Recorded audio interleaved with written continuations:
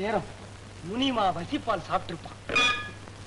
போன உடனே அத்தான்னு மேல பாய்வான். பத்திரமா போகணும்.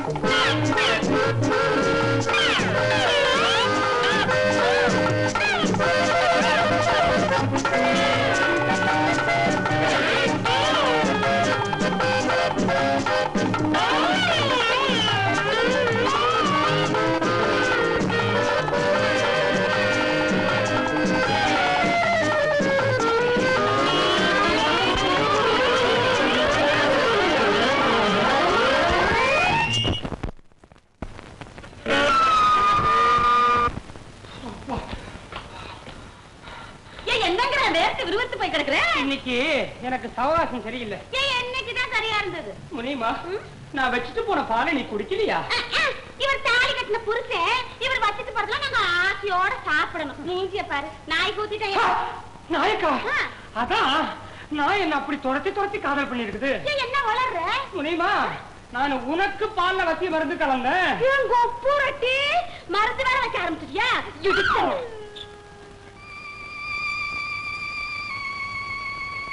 ஐயா, என்னையா ஒரு மாதிரியா வரீங்க? மாப்பிள்ளை பொண்ணை கையோட கூட்டிட்டு வரதா சொல்லிட்டு போனீங்க. அவங்க நம்ம வீட்டோட இருக்க விரும்பல. குப்பு, நம்ம நினைச்சது நடக்கலடா. ஐயோ, என்னங்க இது? இப்ப என்னங்க பண்றது? ஒரு வழி இருக்கு. என்னங்க? ஒரு நாடகம் ஆடணும். நாடகமா?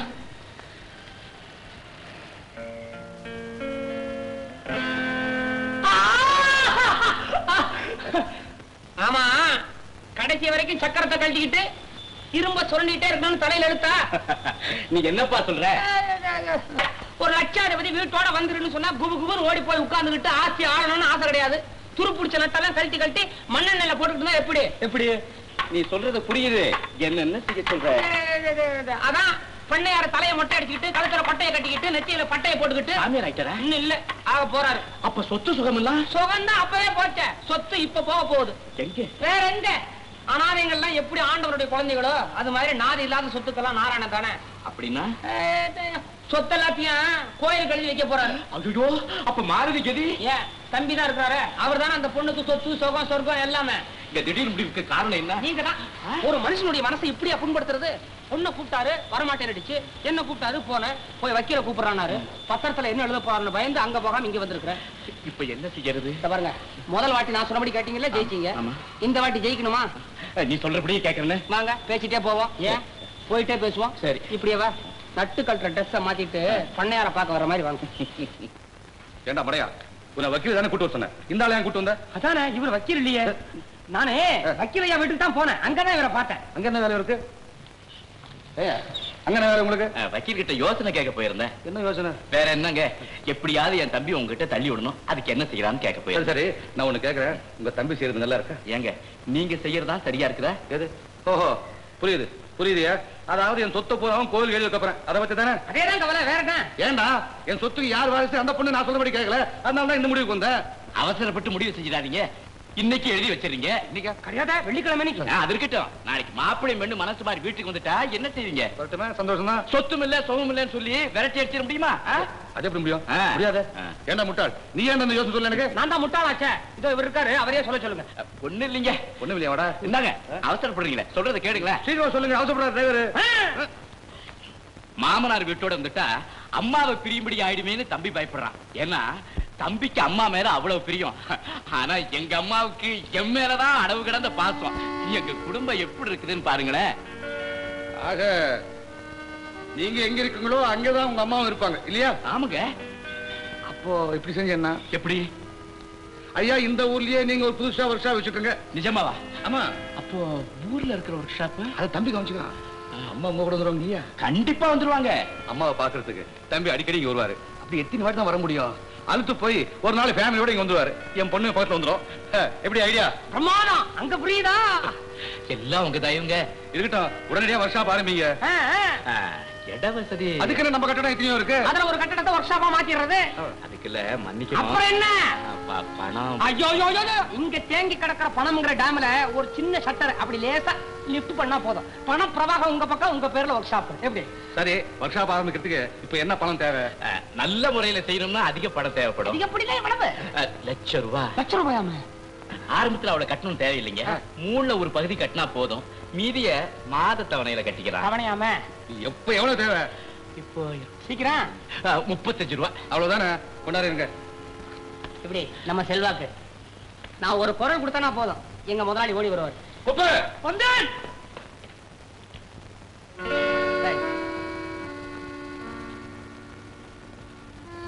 நீங்க கொடுத்த லிஸ்ட் படி லேத்து இன்னும் மத்த மிஷன்லாம் சேர்த்து 1,51,000 சில்லறையாவது. அப்படிங்களா? நான் லட்சம் ரூபாய்ல கணக்கு போட்டேன். பரவாயில்ல. இப்ப 3ல ஒரு பங்கு 50,000 கட்டணும். இதுல எவ்வளவு இருக்கு? 35,000 ரூபாய் இருக்கு. இருக்கட்டும். மீதி 15,000 கொண்டாந்து கட்டிட்டு டெலிவரி எடுத்துங்க.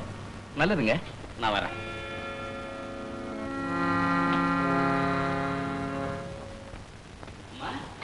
அம்மா அம்மா. ஏன்பா? தம்பி எங்கம்மா? அவங்க புருஷன் பொண்டாட்டியும் கோயிலுக்கு போயிருக்காங்க. ஆமா, நீ ஏன்டா எவ்வளவு நேரம் கழிச்சு வர்ற? அம்மா, நானும் ஒரு வேலையா தான் போயிருந்தேன். ஐயா சோலையூர்ல பெரிய திட்டத்துல புதுசா ஒரு ஒர்க் ஷாப் திறக்க போறாரு. என்னது? புது ஒர்க் ஷாப்பா? அதுக்கு பணம் பண்ணையார் கொடுத்தாரு. நம்ம சம்பந்தியா? ஆமாம்மா. எவ்வளவு? 100-200 இல்ல, ரூபா 35,000மா. 35,000. அத நீ கை நீட்டி வாங்குனியா? ஆமா, வாங்கி மிஷினுக்காக கம்பெனியில கொடுத்துட்டாமா வரேன். ஏமா வடா துப்பு கிட்டவனே. கொண்டாங்க கொடுத்தாங்கிட்ட போய் கை நீட்டி பணம் வாங்குறதுக்கு உனக்கு எப்படா மனசு வந்துச்சு? நானும் காட்டி இதை தாங்கிக்கிட்டு நிக்கிறேன். உங்க அப்பா மட்டும் அப்ப சாகாம இருந்திருந்தா இப்பதாண்டா செத்துருப்பாரு. ஏங்க, ஊர் உலகம் என்ன சொல்லும்? சம்பந்தி வீட்டார் பணத்துல சடுகுடு ஆடுறோம்னு கேவலமா பேச மாட்டாங்க. முடிஞ்சத இங்க கொஞ்சம் கவனிங்க. மாப்பிளையும் பொண்ணு போகாத கோவத்துல சம்பந்தியா சொத்து புறாவும் கோயில் பேர்ல எழுதி வைக்கிறதா இருந்தாரு.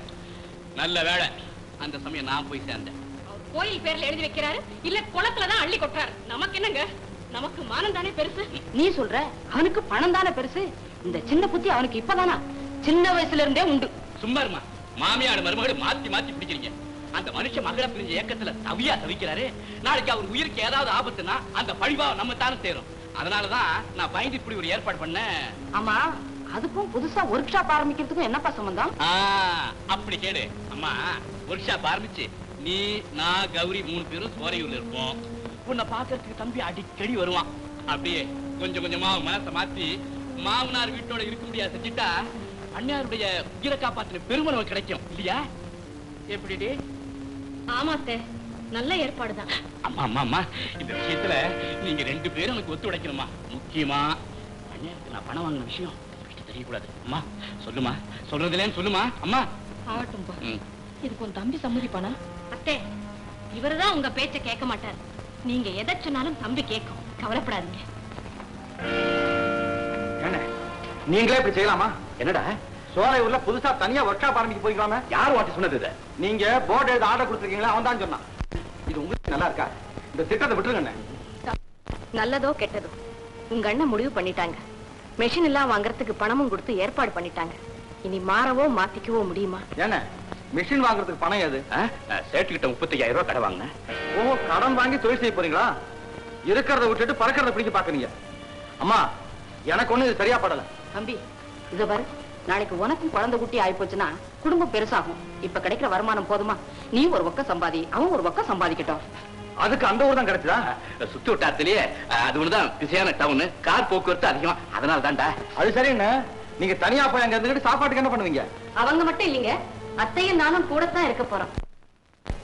அம்மா அம்மா மன்னிக்கணும் அத்தை, நான் இந்த வீட்டுக்குள்ள அடி எடுத்து வச்சு இன்னும் 1 மாசம் கூட ஆகல. அதுக்குள்ள நீங்க எல்லாம் வெளியே போயிட்டா புது மருமக வந்து புருஷனுக்கு சொல்லி கொடுத்து அம்மாவையும் அண்ணனையும் வீட்டை விட்டு விரட்டிட்டான்னு ஊரார் சொல்ல மாட்டாங்க? ஊர் 1000 சொல்லும். அதெல்லாம் கேட்டா நம்ம வாழ முடியாது. நமக்குள்ள தகராறு இருக்கா இல்லையே? ஏம்மா, நீங்களும் இதுக்கு சமைச்சிட்டீங்களா? நல்ல காரியம் தானப்பா. முதல்ல புதுசா தொழில் தொடங்குறான். ஏதோ நானும் அவன் கூட இருக்கணும்னு ஆசைப்படுறான். அதனால என்ன? எனக்கு தெரியும், அவங்க மூத்த மகன் இருக்கிற இடத்துல தான் நீங்க இருப்பீங்க. ஏன்டா அப்படி சொல்ற? நான் நெஸ்மிக்கா போறேன். இத பக்கத்துலதான். நானும் வந்து உங்களை அடிக்கடி பாத்துக்குவேன். நீயும் வந்து என்னை பாத்துக்கலாம். சரி விடுங்க, முடிஞ்சு போச்சு. டேய் தம்பி, நான் புதுசா ஆரம்பிக்க போற ஒர்க் ஷாப்க்கு என்ன பேர் தெரியுமா? அம்மா பேர் தானே வச்சிருக்கீங்க? இல்ல, என் பேரை வச்சிருக்கிறேன். சோமு ஆட்டோமொபைல்.